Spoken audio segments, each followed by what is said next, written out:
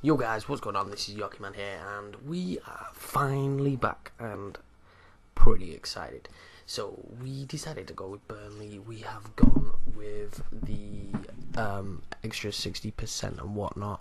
Yeah, with Burnley you kind of need it. I went with Burnley practically because they are the weakest, and I mean weakest, Premiership team I have ever seen or used. There are championship sides in this game, if you've played it, that are better, a lot better than Burnley at the minute. So, we just did the usual world class download latest. I did Champions League because, I don't know, I just think it's more realistic. If you do Champions League, I don't see the point of not putting it in, even though the team's not in it.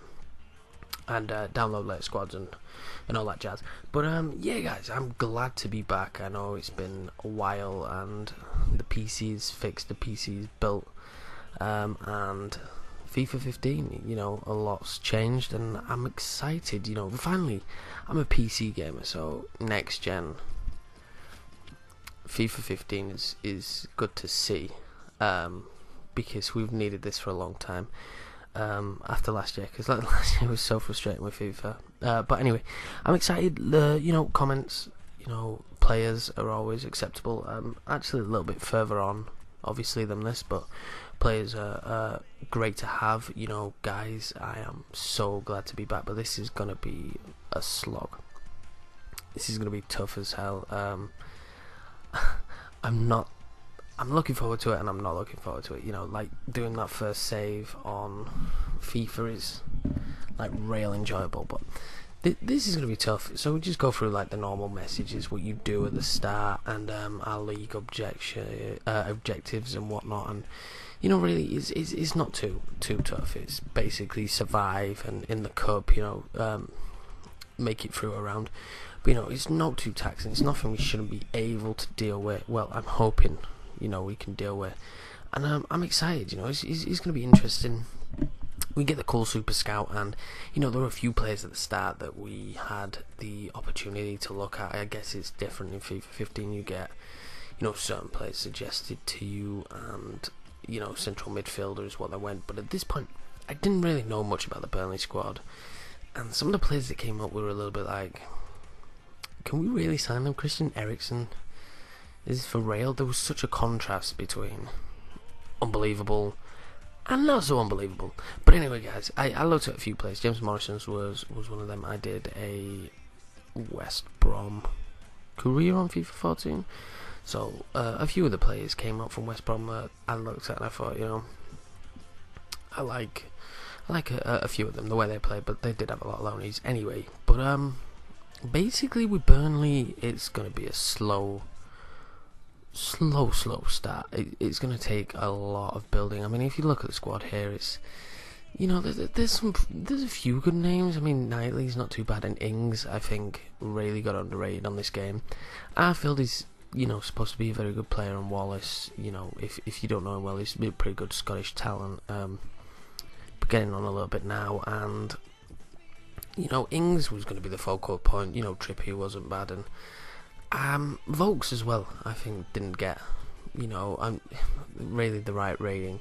Jukovic, championship level striker. I don't, what more can I say? But he came into Burnley. Sordell used to be someone who had a lot of potential, but quite a lot of youngsters. But we're always going to look to loan them out. But Chalobah was cool. I like the fact that we had him.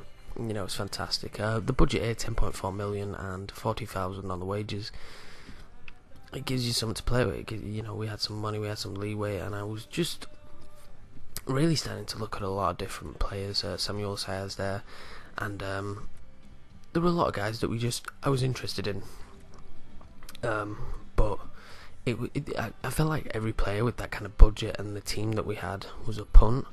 So this is a transfer list here, and we just have a quick overview of it, a quick look at it to see, well, what players would be cheaper, being on the list. But I think you find in FIFA the first seasons are always the same. There's never any unbelievable players, and we certainly found that out to start with. There was Derek Bayota, actually, who is someone who I was really interested in, because he always seems to turn out well. Man City don't need him, and how much are we going to have to pay for him? You know, he should not cost too much money. But you know, we just really had just an outlook at the whole you know, loaning transfers. There was only one player I actually put up for transfer. It was Dean Manny. Old, not going to get used. We've got better central midfielders already. Might as well get him out of there. Why do we need to keep hold of someone we're not going to use, basically? But then I went on the inquiry hunt, and we inquired about all our players. Craig Noon would have been brilliant, but they just wanted a lot of money for him, you know. In terms of a right midfielder, a good right midfielder, but a lot of money for him. Leeds United, my club, actually came in for Dean Marnie, and it was a little bit like, yes, we're going to get him out, but you know, if he helps Leeds, gets him off of our books, that's fine. So we do, in the end, decide to go in. We decide to go into Man City and start pursuing Boyata, someone who I think we can use at the club. He's going to be really helpful. I mean, at least I hope so. Anyway, Saido Berahino, if you haven't seen him, skimmed on his overall in this game, but is awesome. Like, the dude is awesome. Really looking to get him in. He progressed so much on FIFA 14, became a really good player, so we can get him in for a good price in this game. You know, we're doing it. You know, scout reporting and really all that stuff in this episode is basically all you're going to get. I mean,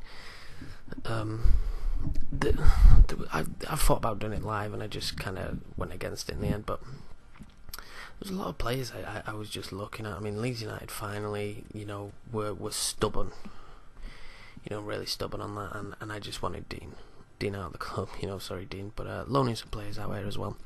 But we got Dean out, and I'm happy. You know, that's kind of move. Bayard was, you know, Man City was being stubborn. There was like, you pay how much it costs, and we kind of had to deal with that. But hopefully, you guys are happy with the signings I have made. Obviously, you haven't had too much input, but obviously, there's, you know, contracts coming up. We do get some really good signings in, I think, at the end. With this budget and a squad that needs complete overhaul is difficult, but Saido does actually get that transfer passed off, and we look at offering him a contract that he's happy with. But he's cheap, you know. He's someone I'm going to use who's cheap, so you know, why not? You know, oh, heck, you know, you're gonna go for it. Look, just loaning some more players out here, just, you know, trying to get the youngsters out, and to be fair, I'll probably look to sell most of them at the end of the season. But as you see here, Saido accepts the contract. He's now a Burnley player where he'll get game time. You know, he wasn't getting game time at West Brom. I wouldn't have thought in the game, but so does Boyata here. He comes in as well. Well, we submit the offer, but I just kind of give it away there. It does come in the end. But you know, Saido is not going to play for West Brom.